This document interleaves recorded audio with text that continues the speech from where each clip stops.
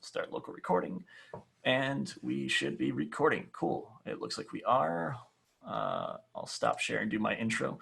I'm Chris Valites, Digital Tech in Boston. Been working on some live streaming stuff, and I think some of the things that have come off from this can be used for business meetings, education, any sort of thing that you're trying to make your webcam presentation look a little bit better. These are just basic tips and tricks, kind of core concepts, things that will allow you to, go out and search things that work for yourself rather than I'm going to tell you buy this gadget and fix all your problems. A lot of things are back ordered right now. A lot of things are out of stock. Things are price gouged very, very high right now. So this is more of just general concepts. So we'll get right into it. A little bit more about me as well. I'm Boston-based digital tech. I work for a lot of the big companies in town: Hulu, TJ Maxx, Dunkin' Donuts, et cetera, et cetera. Got to work with some cool celebrities like our Julian Edelman right there. And I've been able to play with lots of gadgets and toys. Everything on the right side is what I own. It's kind of what I show up to set with. A little bit of my credentials, I guess. But the first thing really, even photography or in live streaming these things, is light. The ways to make your image look better. You've probably been on a number of Zoom calls where somebody is backlit, like the top photo there, they've got their head to a window and they're just this ghostly shadow. So being able to simply put light in front of you instead of behind you is going to be a huge help because a lot of cameras are automatic. The little guy in your iPad or your MacBook Pro or your laptop or phone, they're going to adjust based on the overall brightness. So first step is really turn that camera around so the window is behind the camera and pointed at your face, not at the back of your head. The other thing too is, don't mix a lot of lighting. If you look at the bottom right photo, you can see that that's the computer screen, and then there's the tungsten lights in the ceiling from the background of the sky, and it just kind of makes everything look a little muddy and gross. There's a reason why cinematographers spend so much money and theater techs to use gels in front of lights to have beautiful effects on people on stage to make them look inviting. So yeah, I just put a small sample of the stuff on the side there. The one on the left is literally a $7 clamp light from Home Depot. I actually have one of those on my setup here right now. I should be able to switch this over really quickly. And you can see now that I've got this guy over here, the clamp light top to the top of the monitor, and it's illuminating the camera and the setup so that you can see that in a little bit later on. But that clamp light literally cost me $7. I've had it since college. Anyone who did freshman photography classes or has an automobile project or something in the garage that you've been working on for a long time, this is something that you could just adapt really easily. I just have a little piece of paper on mine to help kind of spread the light out a little bit so it's not quite so harsh. I've got a lot of skin showing because I'm bald, so it makes it look a little bit more appealing. Yeah, so clamp light's a good start. Having like some LED panels, they've got these different options that you can buy. I'm not going to really mention prices again because a lot of things are changing day to day. But the one on the right in the middle, with the colored gels, that's actually what I'm using on my 5D Mark IV today. So that's the camera that you can see right now and the light that you see on that. If I were to turn that off, you can actually see that I've got two windows that are kind of right here, but I'm directing and making the light look as I want it to look.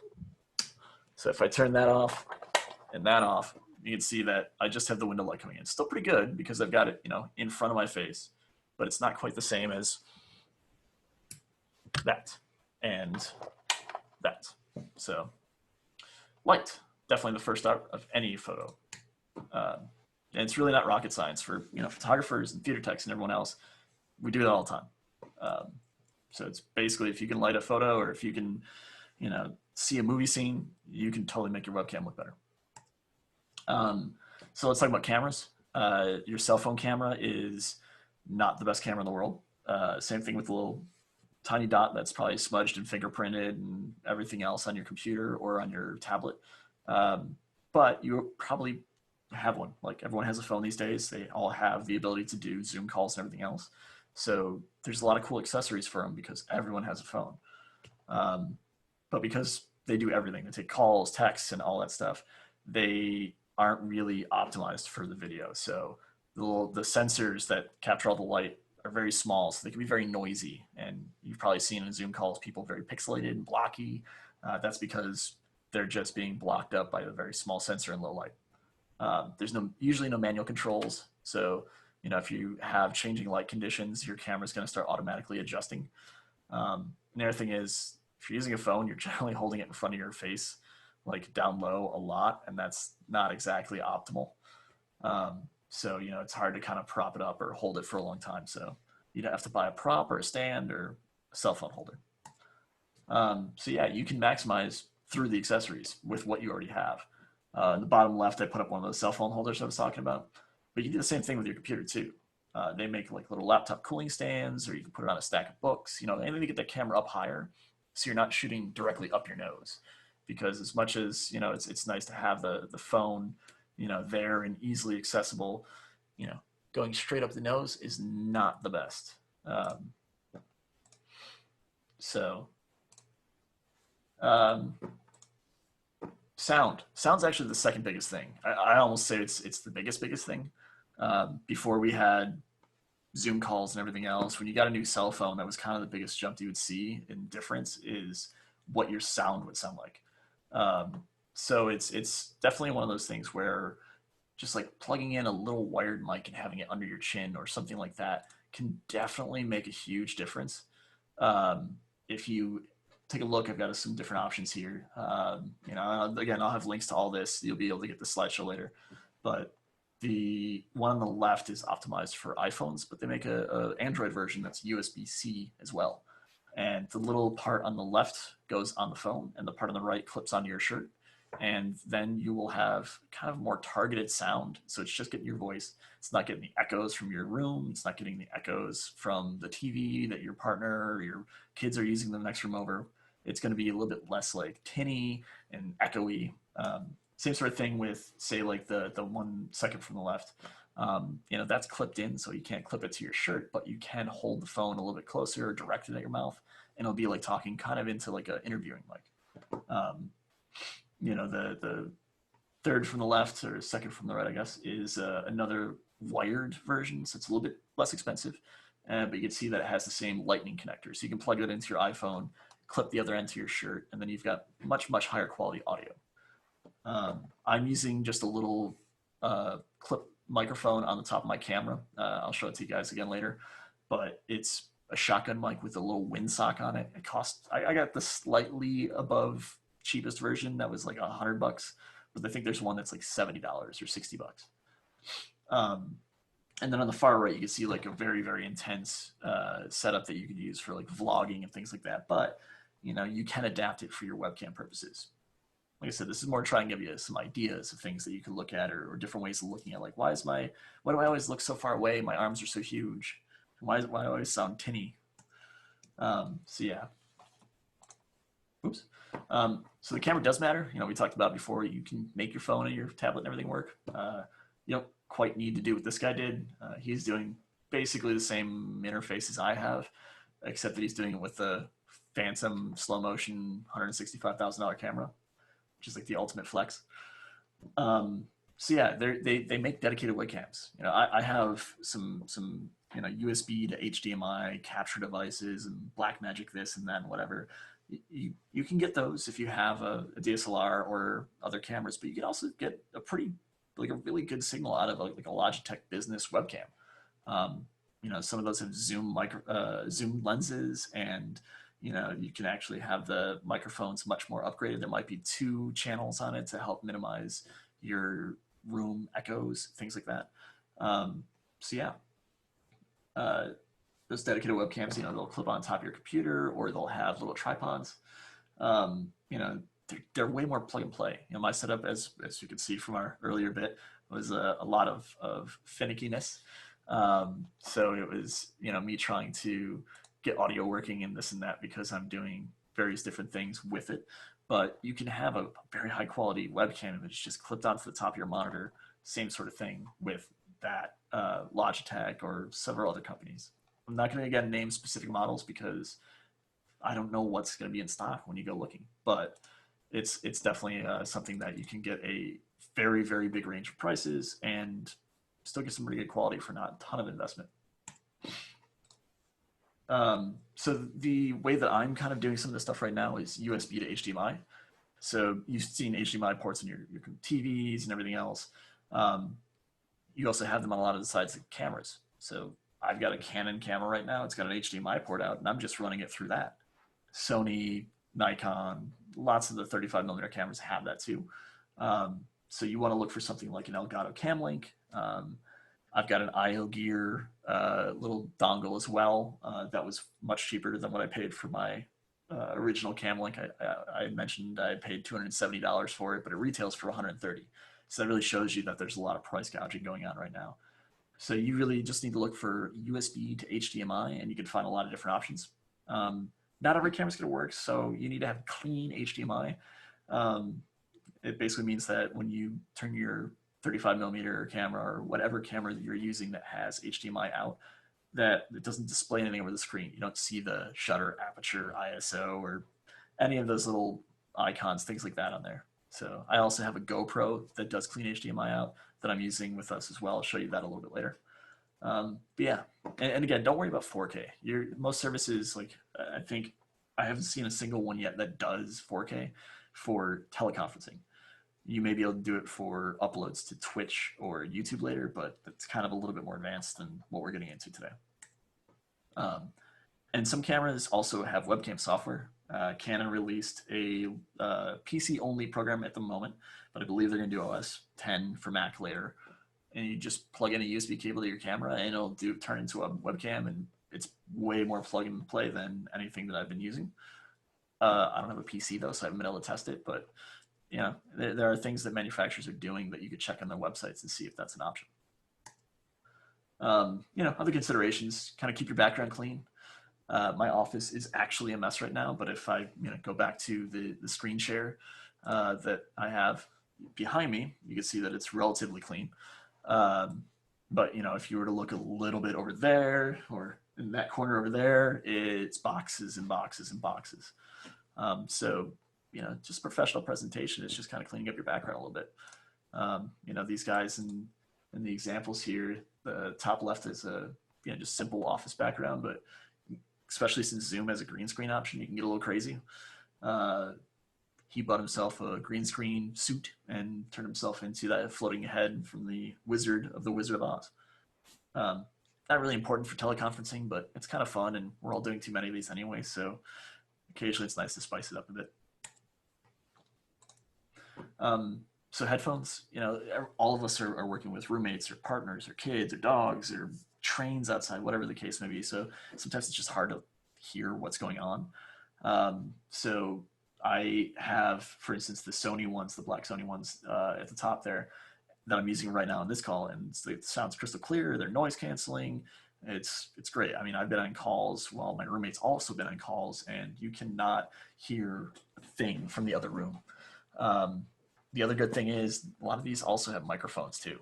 So you can have,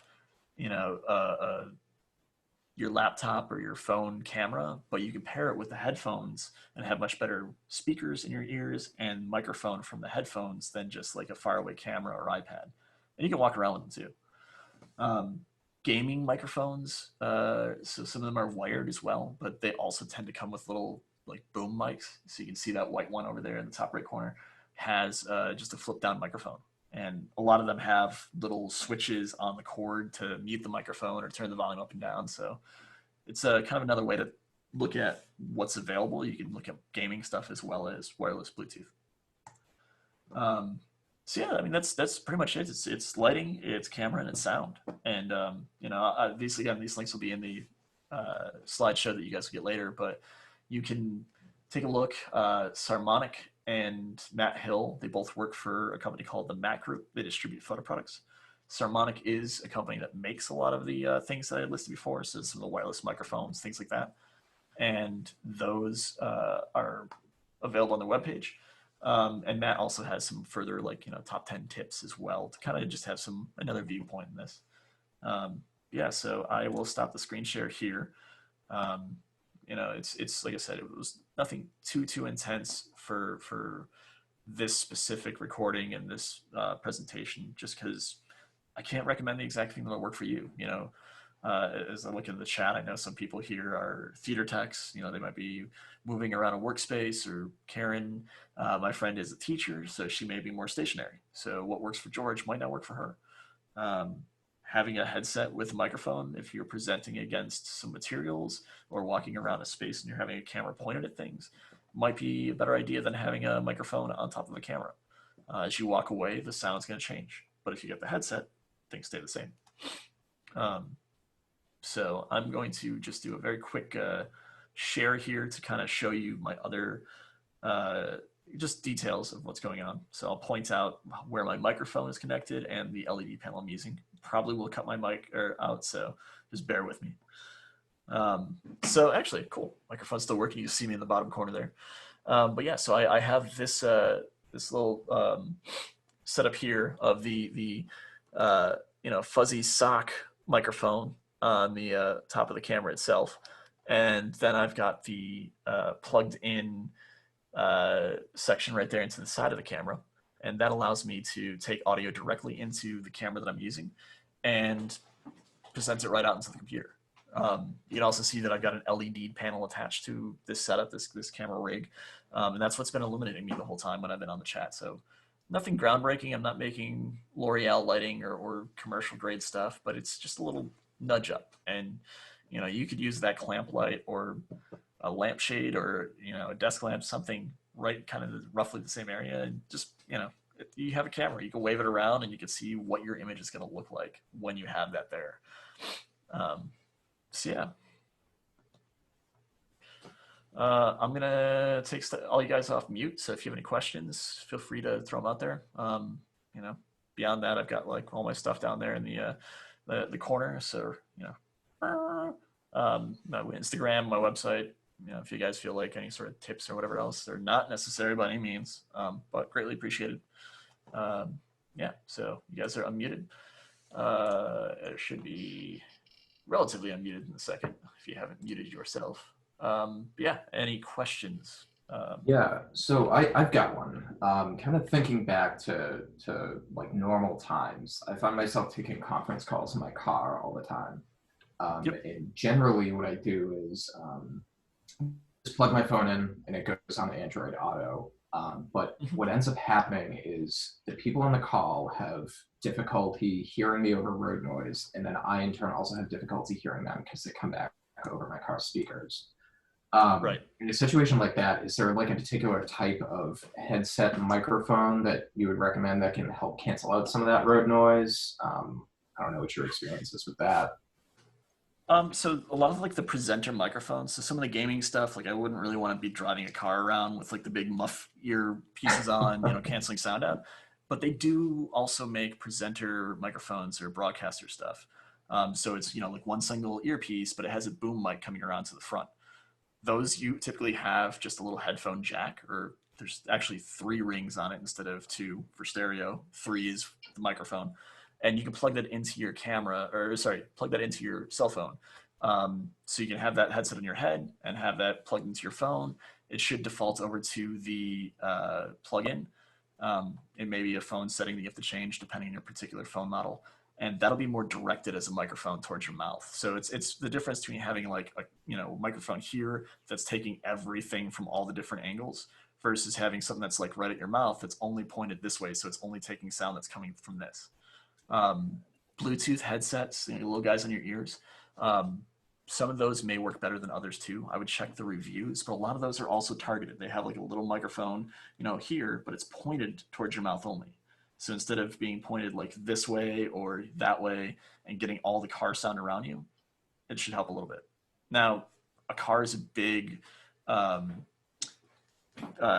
reverberating sound chamber. It's conducting all the sound of the engine, it's the road, the tires, all that stuff.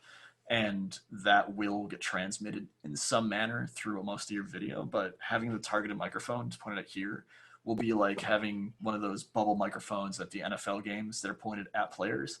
You can hear them a lot better than you can hear the entire auditorium. So yeah, does that help? I mean, I can go into a little bit more detail about some of the other stuff, but yeah, no, really that definitely, yeah, that definitely sets me in the right direction. It was just getting to the point where I was holding my phone up to my head, and now with the the hands-free law, that's not really a possibility. So Yeah.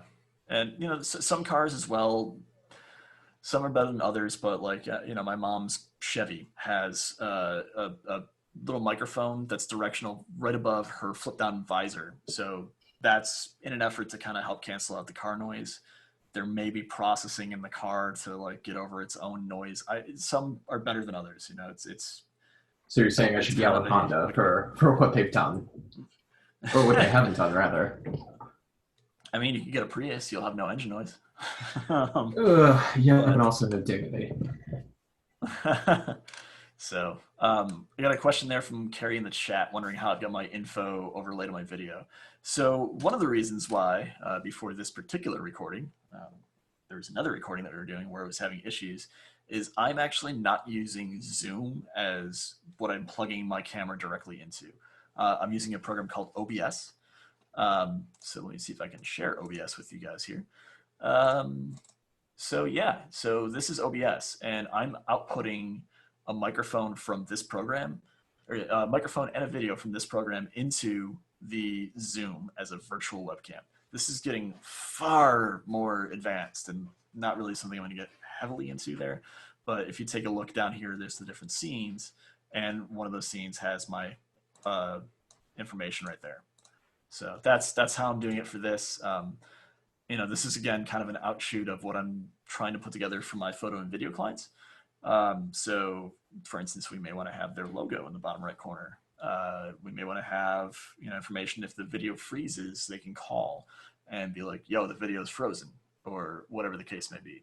I'm probably not going to put my Venmo or PayPal on there for those kind of things, but I could. Anything that's like a transparent PNG in Photoshop can be overlaid in OBS, and it'll have transparency, so you can kind of see like there's the transparency there. So yeah, OBS it's not hard to use. It can get very advanced. This is a question from George. So the OBS is free. It's Open Broadcast Software is what it stands for. And it is very, very cool and very, very advanced, and you get over your head very quickly. I would say if you're going to play with it, to play with it a lot.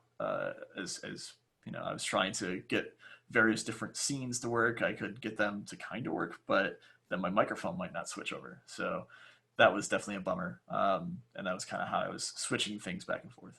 But it works with various different peripherals, and you can have multiple cameras. Again, like you can have myself down in the corner or wherever else, and then also have a main camera pointed at my 5D Mark IV. I could even have slideshows or setup stuff put in through OBS, so you can switch to it easily. So low tech background, sheets, etc. So if you were looking to get everything kind of streamlined like this, like what I've been using and using OBS, you can do that. You can add in it's basically a browser window or a window capture, and you can have Sheets or Keynote or any other program. If it's a window, it can be captured into OBS. You just got to make sure that you've got an audio input in there as well, or else I go away, like when I don't have that properly added in there. So if I switch back to my Sheets thing, I have to have some sort of a device with me and audio overlaid into what's called a scene too, or else there'll be no audio. So if I switch now over to this, and you can now see this, because I have the camera underneath it, that means I can then mess around with this screen and presentation and whatever else, and it'll be fine. But if I got rid of that camera, then you guys wouldn't hear anything. So it's very powerful, but because it's powerful, you can get in over your head. What I would recommend is if you want to play with it, it's free. You can get OBS. You can email me directly. I can kind of point you in like how I'm exporting things out. Some companies at the moment, you may have heard, Zoom has some security questions, background issues perhaps. So in an effort to change that through some updates, they've made things like this a little bit harder. I found a workaround, but it's not as easy as it was in versions about 4 months ago or 5 months ago. So kind of just have to play around with it a little bit. Um, yeah. Any other questions? I had a question about your services. I'm a photographer Mm-hmm. director and not based in Boston, not physically working there, or unless I have a shoot. But I'm wondering what you're looking to offer people remotely. Do you have any concepts on how to assist, aside from, getting them set up for this, remote shooting, helping with their setup, maybe consulting on that end? Do you have any other Mm-hmm. ideas of what you're thinking about for the future?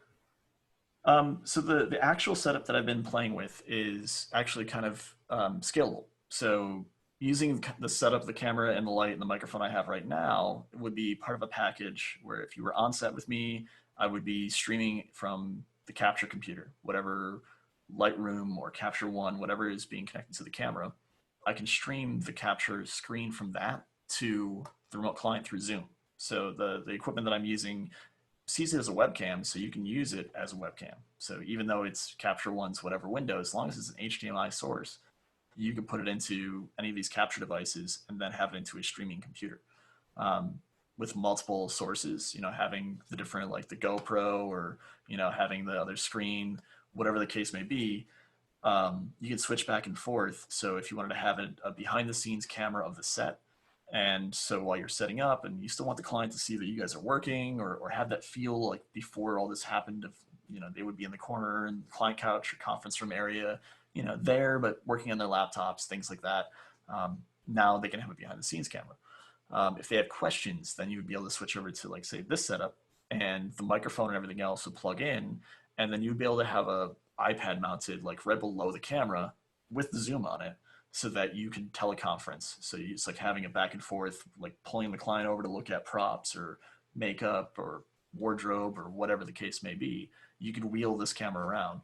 If you actually look and see at that tripod right there, it's on wheels. So my plan is to mount this, have batteries for all of it, and be able to transmit the video wirelessly back to my cart so that I can manage the signal. So if you wanted to wheel that around and point it at whatever, you can. And then also have the stream going out from Capture One that I can also control. So if it's like, all right, we're still setting the shot up, let's not send everything over yet. Like, much like you wouldn't have the client come over and take a look while you're putting down the initial prop and moving it every little which way. We wouldn't have to show that to them just yet. So it's going to be an interesting position, I think, on very complex portrait sets and things with a lot of different people. You might have a stream tech and you might have a digital tech. The digital tech's just putting a signal out to the stream tech, and the stream tech then is managing the audio, the video from the different sources. Making sure the stream is good quality. I'm looking into mobile, mobile internet solutions, so that if we're in a studio, I don't have to talk to the studio and see like, all right, we got 30 people on this. The speed's terrible. What can you guys do for me? Because they're going to say nothing. But if I come in with my own internet that I'm the only user on, then I have control over all of it. Yeah. So does that answer your question, Carrie? Yeah, that's wonderful. And I know who to call when I'm in Boston. I am working with a group of digital Thanks techs. for those. Where are you based? I'm south of Los Angeles. I'm kind of in between LA and San Diego. Okay. So I do know a couple people out that way that are playing with different streaming tech. I can put you in touch with them. I've heard One of them is George Brooks. George Brooks is out of Los Angeles. He's playing with it. Okay. And then Josh Lewis in San Francisco is playing with it as well. Okay, cool. That's good to know. Thanks. Yeah, no problem. Yes, I love answering questions. Anyone else? Karen, George, Dom, do you have anything else? Not about motorcycles, although I will talk about that all day. No, nothing for me. Okay. So I'll if no one else has got anything, I will stop recording. I'll put this up on YouTube, and I'll send it out to all the groups: Los Angeles Image Makers, New York City Image Makers, San Francisco, the Boston groups, RIT groups, all that stuff that I've got there, and feel free to share it around. I greatly appreciate you guys coming in today, and sorry for the technical glitches at the beginning. I feel like it wouldn't be a Zoom call without them. I'll stop recording now, and you guys want to hang out and shoot the breeze, like I'm totally down for that. But the professional side is over. Thank you for coming.